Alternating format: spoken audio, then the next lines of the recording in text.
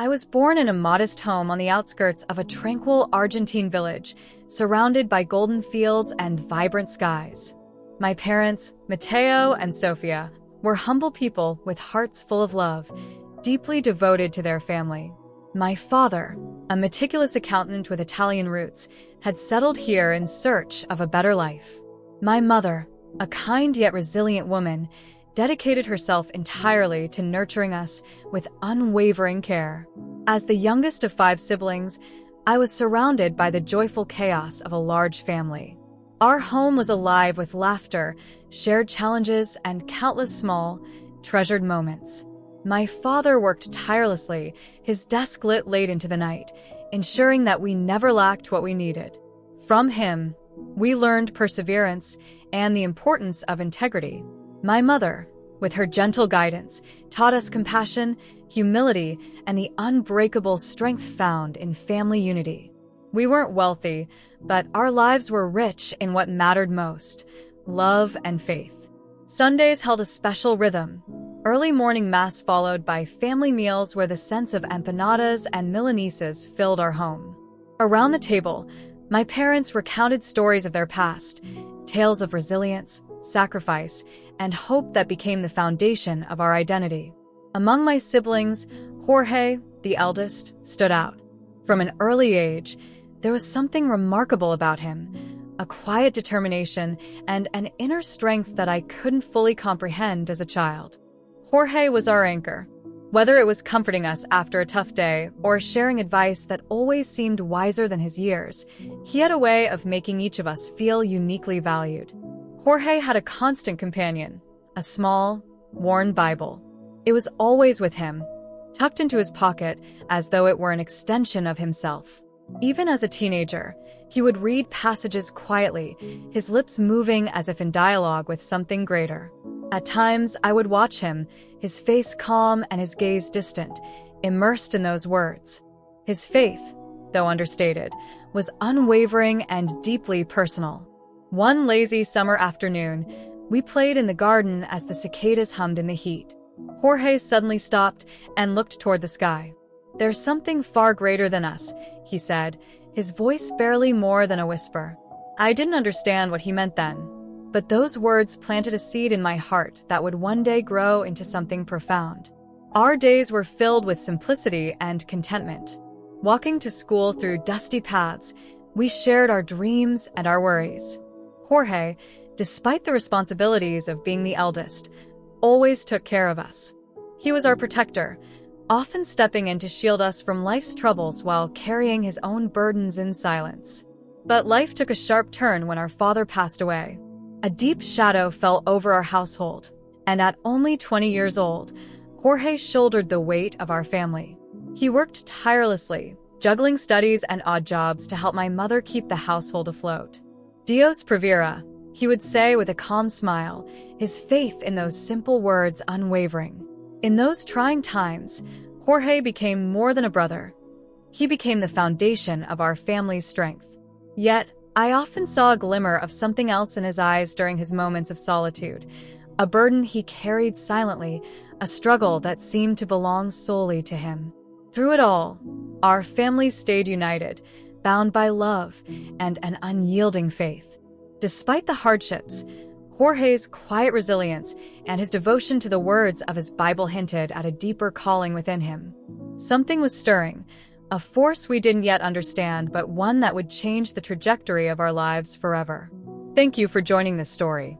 Become part of our growing community by subscribing to the channel and liking this video. Together, we can share more stories of love, hope, and faith with the world. Life continued in the quiet Argentine village, but under the surface, a sense of unease began to ripple through our family. Jorge, always the cornerstone of our home, seemed to carry an invisible weight. It wasn't something he spoke of directly, but in the way his gaze lingered on the horizon or how his hands gripped the edge of the table during moments of silence.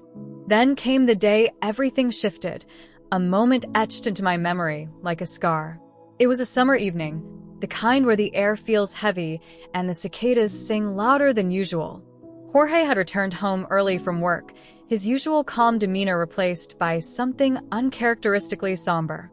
I remember the way he sat at the kitchen table, his shoulders hunched and his hands clasped together as if in prayer.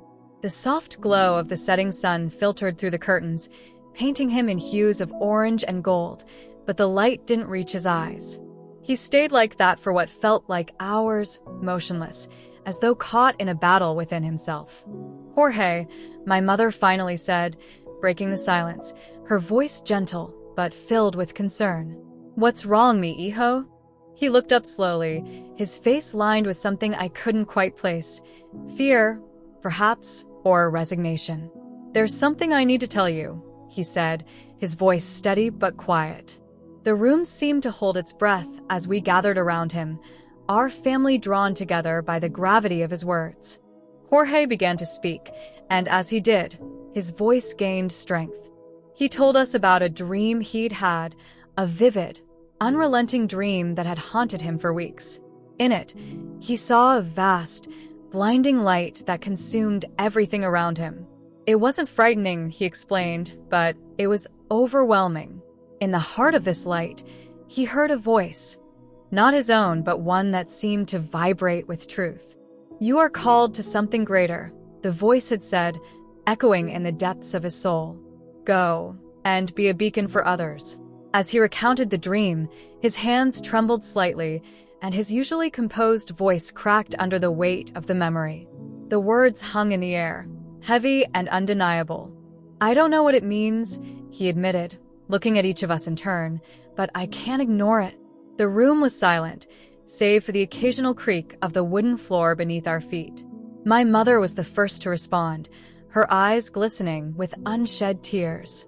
She reached out, placing her hand over his. "If this is what God is calling you to, Jorge, then we will stand by you. Always."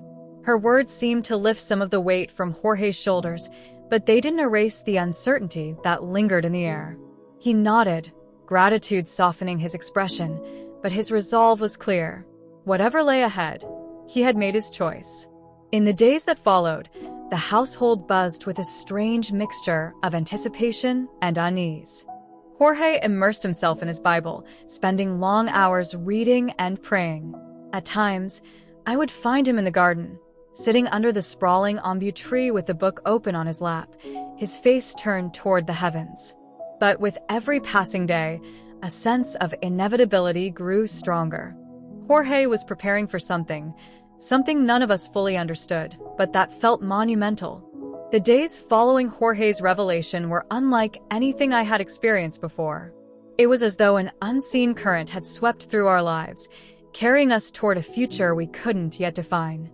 Jorge, once the steadfast pillar of our family, seemed both grounded and untethered, rooted in his faith, but reaching towards something far beyond our understanding. It was a warm spring morning when I found Jorge sitting beneath the old ombu tree in our garden. The sprawling branches shaded him from the sun, and his Bible lay open in his lap. He was lost in thought, his gaze fixed on the horizon. For a moment, I hesitated, unsure whether to disturb his solitude, but then his voice broke the silence. "Do you ever wonder what's out there beyond what we can see?" he asked, his tone contemplative. I sat down beside him, drawn by the weight of his words. "I guess I've never really thought about it," I admitted. He turned to me, his eyes shining with a strange mixture of peace and urgency. "I've been thinking about it a lot," he said, "about what lies beyond this world and what it means to truly live a life of purpose." Before I could respond, he closed his Bible and held it tightly in his hands. "Something happened last night," he continued, his voice dropping to a whisper. The hairs on the back of my neck stood up as he began to recount his experience. He told me of a vivid dream, one unlike any he'd ever had before. In the dream, he found himself walking through a dense, golden light. It wasn't blinding, but it was all-encompassing, wrapping around him like a warm embrace. He described a profound sense of peace that filled him, a feeling so overwhelming it brought tears to his eyes. And then came the voice. It wasn't loud, he said, his voice trembling slightly as he relived the moment. It was gentle, almost like a whisper, but it spoke with a power that I can't explain. It said, "Jorge, you are called to be a light in the darkness. You must prepare yourself." He paused, his eyes glistening with emotion. "I woke up with those words still echoing in my mind," he said. "I couldn't shake them, Maria. It felt so real, like it wasn't just a dream, but something more." As he spoke, I felt a chill run through me. There was a conviction in his voice that was impossible to ignore. This wasn't just a dream. It was a calling, a glimpse into something greater than either of us could comprehend. Over the next few days, Jorge threw himself into his faith with renewed fervor. He spent hours in quiet prayer, often retreating to the small chapel at the edge of the village. I began to notice subtle changes in him, an unshakable calm, a newfound clarity in his words and actions. One evening, as the sun dipped below the horizon and painted the sky in hues of orange and pink, Jorge gathered our family in the living room. The atmosphere was heavy with anticipation as we sat together, waiting for him to speak. "I need to share something with all of you," he began, his voice steady but filled with emotion. "I believe I've been given a purpose, something far greater than anything I could have imagined. I don't know exactly where this path will lead, but I know I have to follow it." His words hung in the air, and for a moment, no one spoke. My mother, always the first to offer comfort, reached out and took his hand.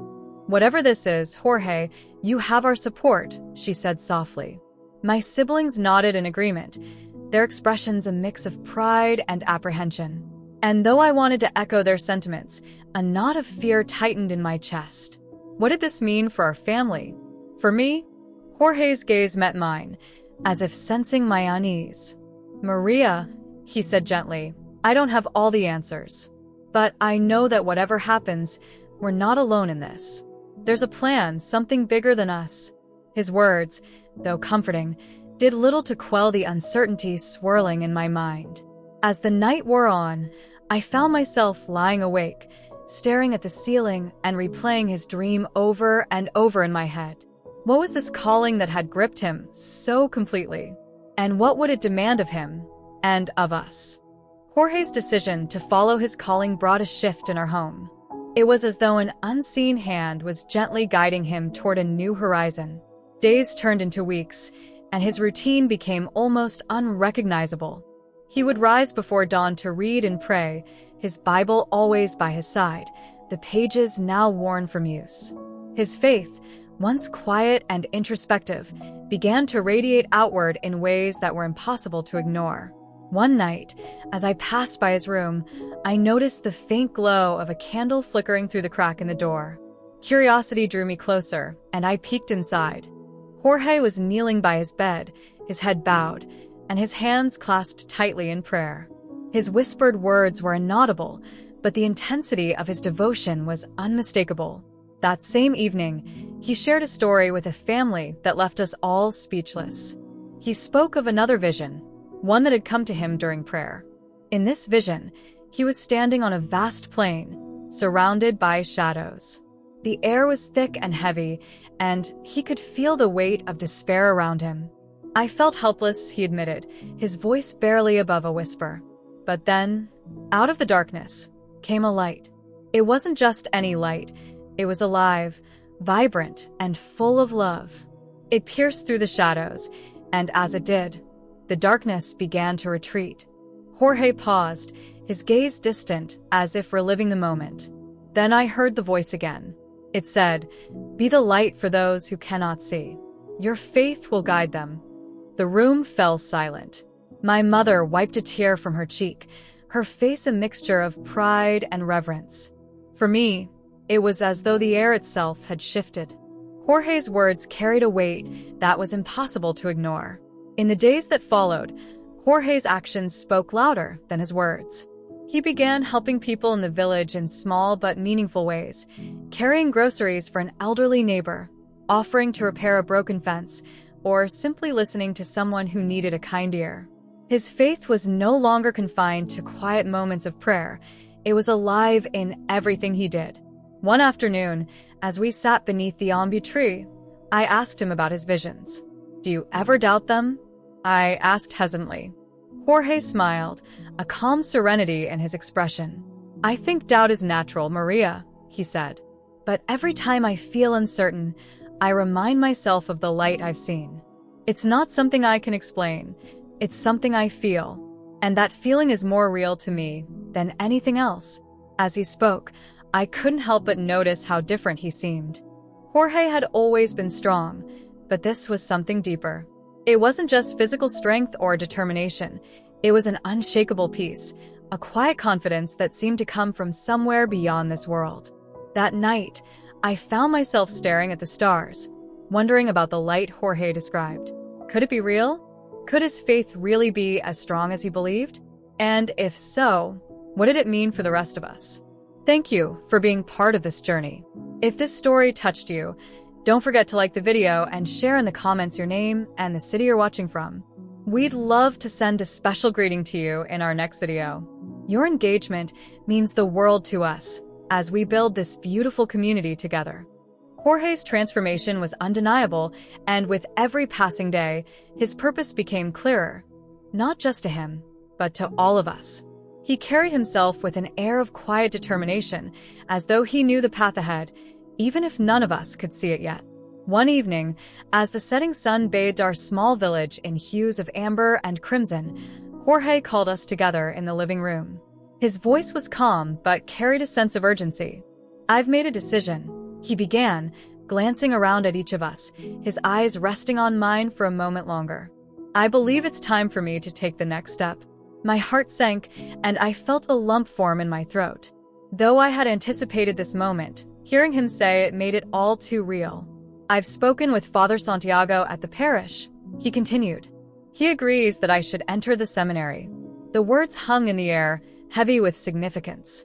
My mother was the first to speak, her voice steady, but tinged with emotion. Jorge, if this is what God is calling you to, then we will support you with all our hearts. The rest of us nodded, though I couldn't find the words to respond. My chest tightened with a mix of pride and sadness. Jorge had always been our protector, our rock. The thought of him leaving felt like losing a part of myself. The weeks that followed were a whirlwind of preparation. Jorge spent long hours in prayer, seeking clarity and strength for the journey ahead.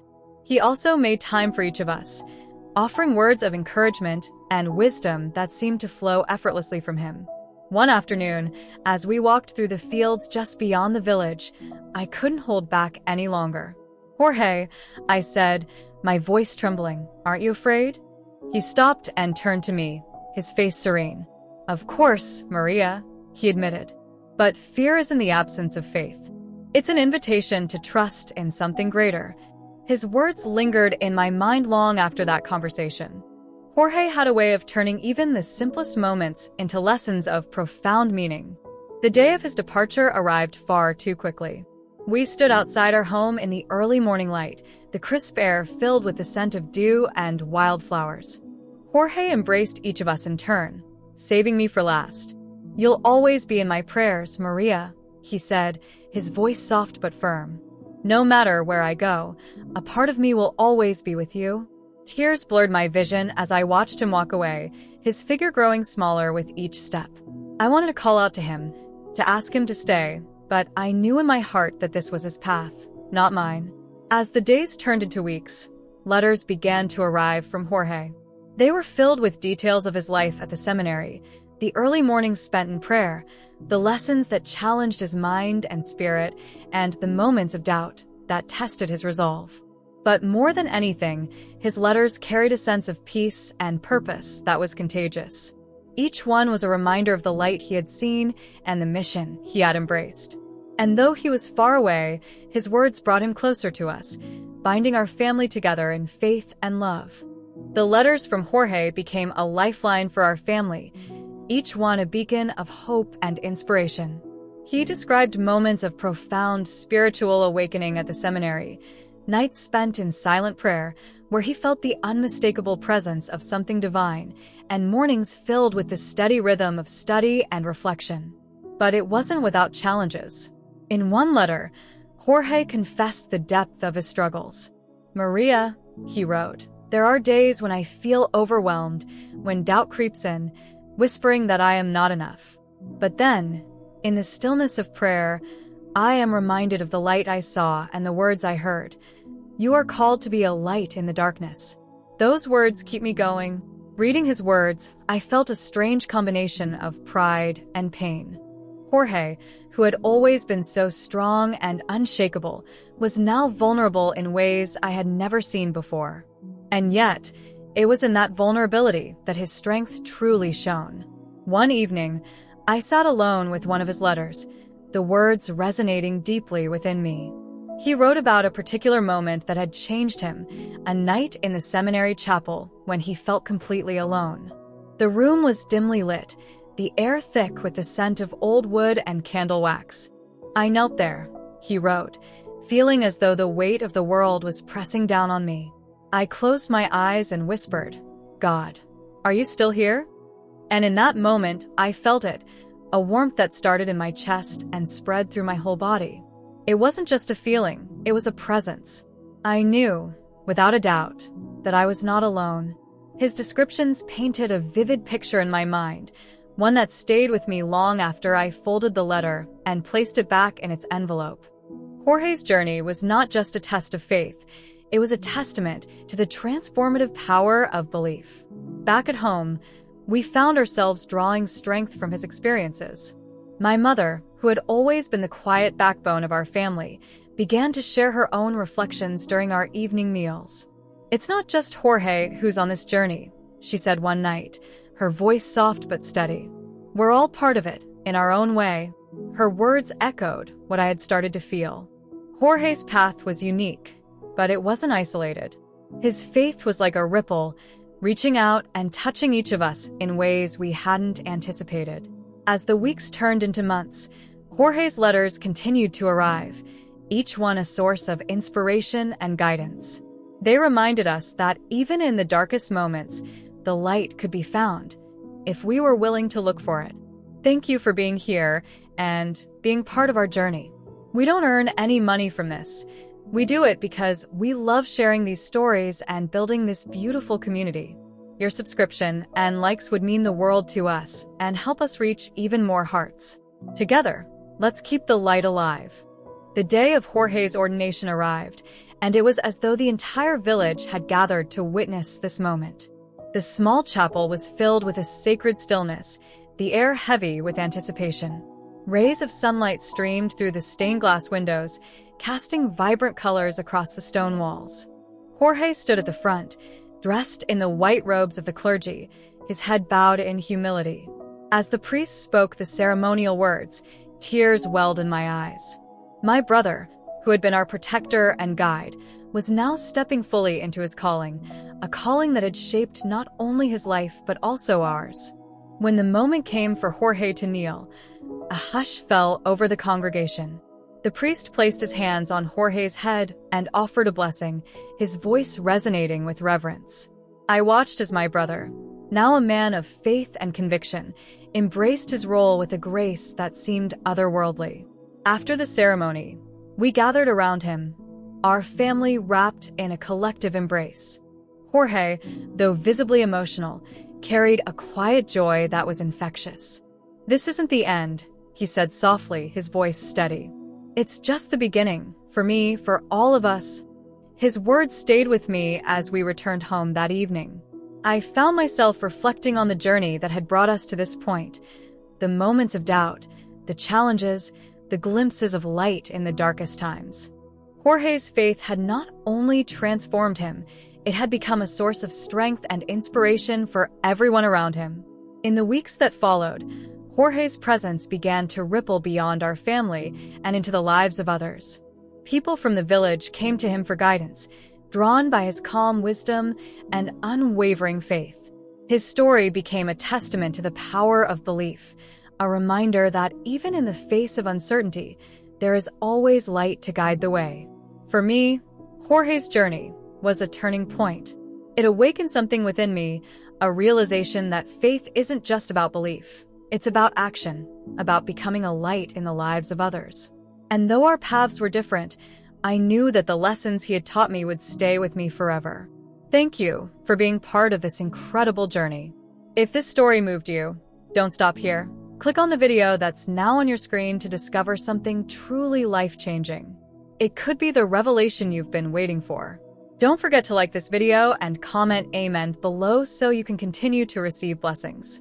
Your support means everything to us as we share these stories of hope and faith.